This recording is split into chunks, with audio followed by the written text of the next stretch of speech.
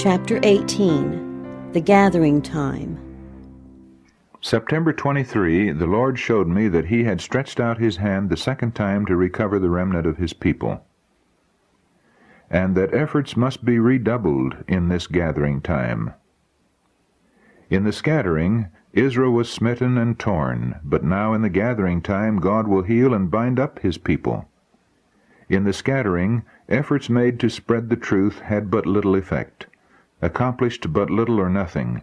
But in the gathering, when God has set His hand to gather His people, efforts to spread the truth will have their designed effect. All should be united and zealous in the work. I saw that it was wrong for any to refer to the scattering for examples to govern us now in the gathering. For if God should do no more for us now than He did then, Israel would never be gathered. I have seen that the 1843 chart was directed by the hand of the Lord, and that it should not be altered, that the figures were as He wanted them, that His hand was over and hid a mistake in some of the figures, so that none could see it until His hand was removed. A footnote states, this applies to the chart used during the 1843 movement, and has special reference to the calculation of the prophetic periods as it appeared on that chart. The next sentence explains that there was an inaccuracy which in the providence of God was suffered to exist. But this does not preclude the publication of a chart subsequently, which would correct the mistake after the 1843 movement was passed, and the calculation as then made had served its purpose. Then I saw in relation to the daily, Daniel chapter 8, verse 12, that the word sacrifice was supplied by man's wisdom and does not belong to the text, and that the Lord gave the correct view of it to those who gave the judgment hour cry. When union existed before 1844, nearly all were united on the correct view of the daily, but in the confusion since 1844, other views have been embraced, and darkness and confusion have followed. Time has not been a test since 1844, and it will never again be a test. The Lord has shown me that the message of the third angel must go and be proclaimed to the scattered children of the Lord, but it must not be hung on time. I saw that some were getting a false excitement arising from preaching time, but the third angel's message is stronger than time can be. I saw that this message can stand on its own foundation and needs not time to strengthen it, and that it will go in mighty power and do its work, and will be cut short in righteousness. Then I was pointed to some who are in the great error of believing that it is their duty to go to Old Jerusalem and think they have a work to do there before the Lord comes. Such a view is calculated to take the mind and interest from the present work of the Lord under the message of the third angel. For those who think that they are yet to go to Jerusalem will have their minds there, and their means will be withheld from the cause of present truth, to get themselves and others there. I saw that such a mission would accomplish no real good, that it would take a long while to make a very few of the Jews believe even in the first advent of Christ, much more to believe in His second advent. I saw that Satan had greatly deceived some in this thing, and that souls all around them in this land could be helped by them, and led to keep the commandments of God, but they were leaving them to perish. I also saw that Old Jerusalem never would be built up, and that Satan was doing his utmost to lead the minds of the children of the Lord into these things now, in the gathering time, to keep them from throwing their whole interest into the present work of the Lord, and to cause them to neglect the necessary preparation for the day of the Lord. Dear reader, a sense of duty to my brethren and sisters, and a desire that the blood of souls might not be found on my garments, have governed me in writing this little work. I am aware of the unbelief that exists in the minds of the multitude relative to visions, also that many who profess to be looking for Christ and teach that we are in the last days call them all of Satan.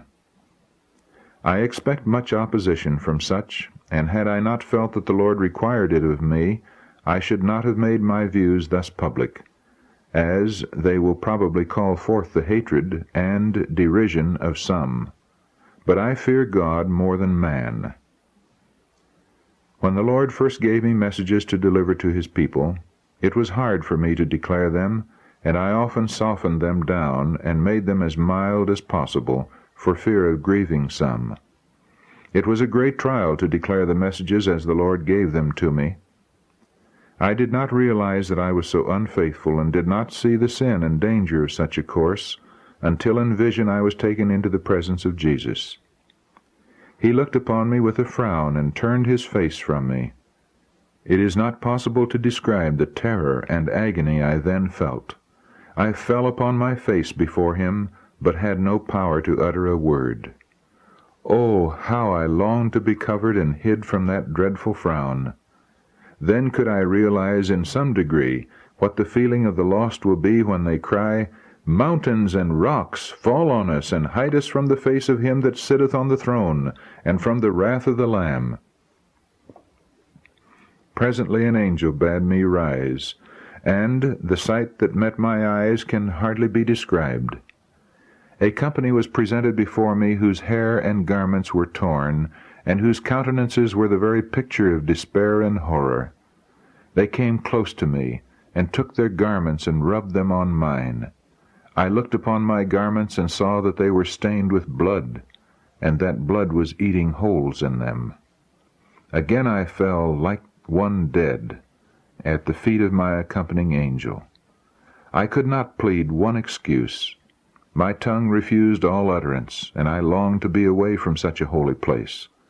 Again the angel stood me upon my feet, and said, "This is not your case now, but this scene has passed before you, to let you know what your situation must be if you neglect to declare to others what the Lord has revealed to you.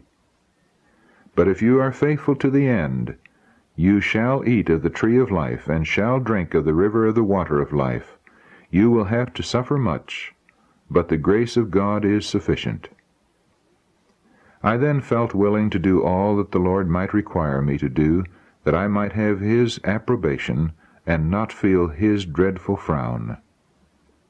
I have frequently been falsely charged with teaching views peculiar to spiritualism, but before the editor of the Day Star ran into that delusion, the Lord gave me a view of the sad and desolating effects that would be produced upon the flock by him and others in teaching the spiritual views. I have often seen the lovely Jesus, that he is a person. I asked him if his Father was a person, and had a form like himself.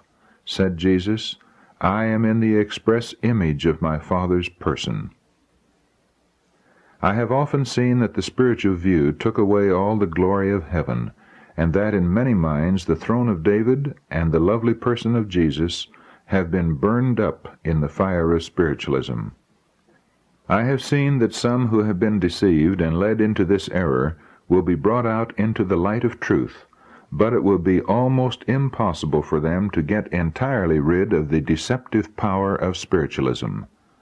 Such should make thorough work in confessing their errors and leaving them forever. I recommend to you, dear reader, the Word of God as the rule of your faith and practice. By that Word we are to be judged. God has in that Word promised to give visions in the last days, not for a new rule of faith, but for the comfort of his people, and to correct those who err from Bible truth. Thus God dealt with Peter when he was about to send him to preach to the Gentiles. Acts chapter 10. To those who may circulate this little work, I would say that it is designed for the sincere only, and not for those who would ridicule the things of the Spirit of God.